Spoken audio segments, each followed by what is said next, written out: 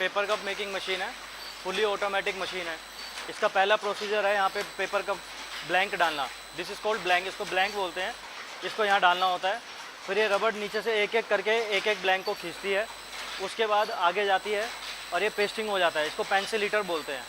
पूरी machine fully automatic है, कोई भी केमिकल का यूज़, कोई गम का यूज़ नहीं होता है मशीन में। पूरी मशीन हीटर से चलती है, पूरा जो प्रोसीजर है वो हीटर से पेस्ट होता है।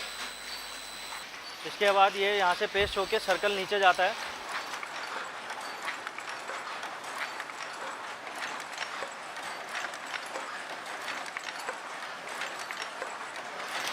और वहाँ पे बॉटम कटिंग हो रही है।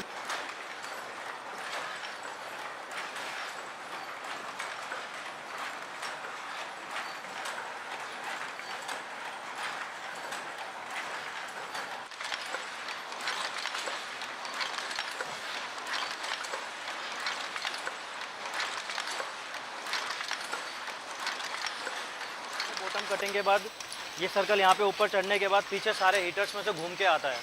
फिर उसके बाद पूरी पेस्टिंग होने के बाद पेपर कप तैयार होकर यहाँ गिर जाता है। गिरने के बाद इसमें इकट्ठा होता है पेपर कप, और इसमें लड़के को काउंट करने की ज़रूरत नहीं है, ऑटोमेटिक सेंसर्स लगे हुए हैं। काउंटिंग 50 सेट करने के बाद ये अलार्म बजाएगी और उसके बाद लड़का उठा के इसको पैक कर सकता है।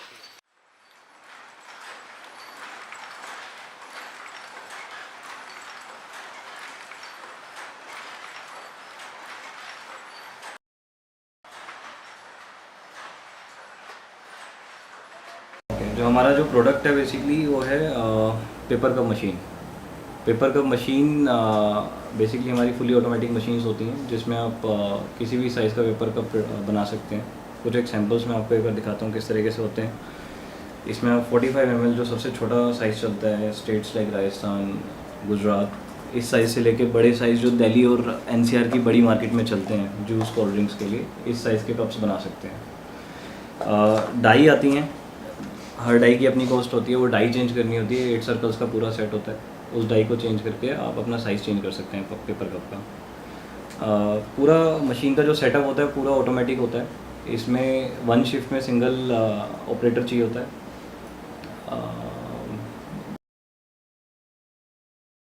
सो इस मशीन में बेसिकली 2 तरह के रॉ मटेरियल यूज़ होते हैं, ब्लैंक एंड बॉटम। ब्लैंक जो होता है ऊपर का सरफेस होता है, बॉटम उसकी तली होती है।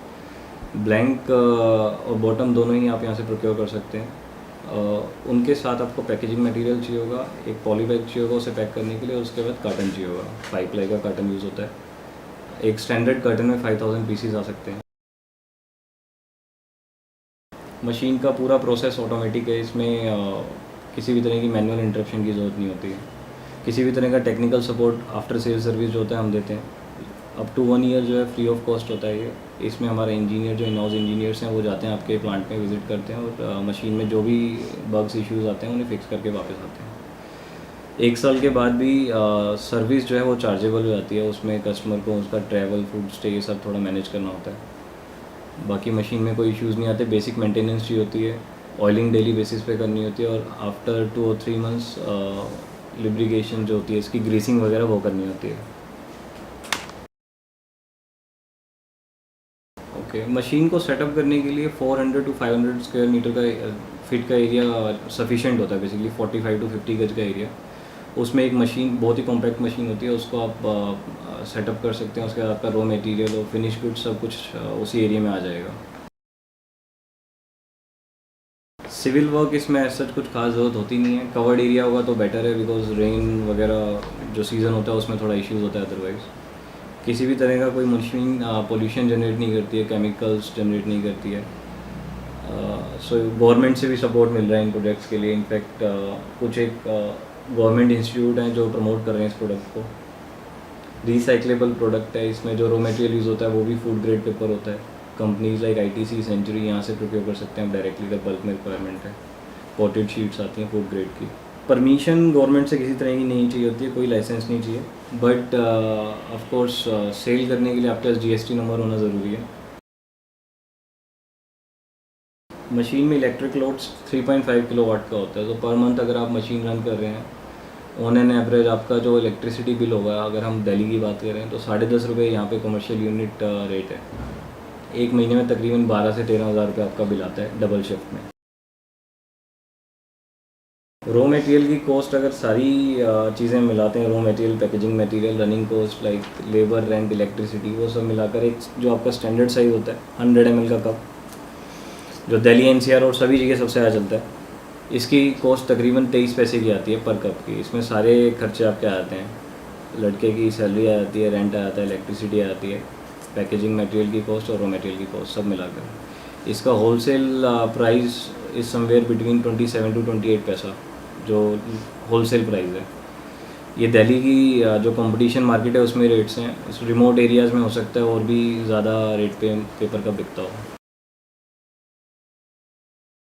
मशीन की कैपेसिटी 24 आवर्स रन करने की है, 365 डेज 24/7, बट ऑपरेटर को ब्रेक चाहिए होता है, इसलिए 1 आवर का उनका लंच या डिनर का ब्रेक होता है यूजली। मशीन की कॉस्ट डिपेंड करता है what kind of model you are looking at, मतलब डिफरेंट मॉडल्स आते हैं, उनकी प्रोडक्शन कैपेसिटी कम ज़्यादा होती है उसी हिसाब से।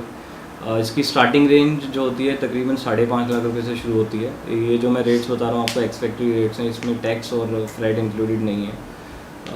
इसमें 18% GST लगता है। Machine raw material, finish goods, सारे पेपर इंडस्ट्री पे 18% GST है। मशीन्स 3-4 तरह के मॉडल हैं बेसिकली, जैसे मैंने कहा 5.5 लाख रुपए से स्टार्टिंग होती है, उसके बाद आपका 6 लाख में वेरिएंट है, 6,50,000 में वेरिएंट है, एक 7 लाख में या फिर 9 लाख में, as per the customer requirement कैसा उसको वेरिएंट चाहिए। इसका वेट उस हिसाब से कम ज़्यादा होता है, उसमें जो पार्ट्स हम यूज़ कर रहे हैं वो किस कंपनी के हैं उस पर डिपेंड करता है, प्लस प्रोडक्शन कैपेसिटी सबसे ज़्यादा मैटर करती है। साइज़ के हिसाब से रेट्स कम डाउन जो है अप डाउन नहीं होते हैं।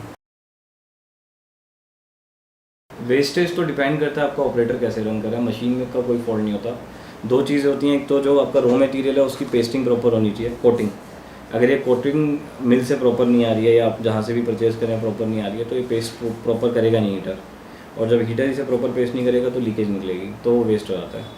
एक तो रॉ मटेरियल का इशू होता है, दूसरा जो ऑपरेटर उसे रन कर रहा है उसका एक्सपीरियंस कैसा है, वो कैसे उसे रन कर रहा है वो मैटर करता है। अगर वो प्रॉपरली ध्यान से उसे काम नहीं करेगा तो वेस्टेज निकलेगी।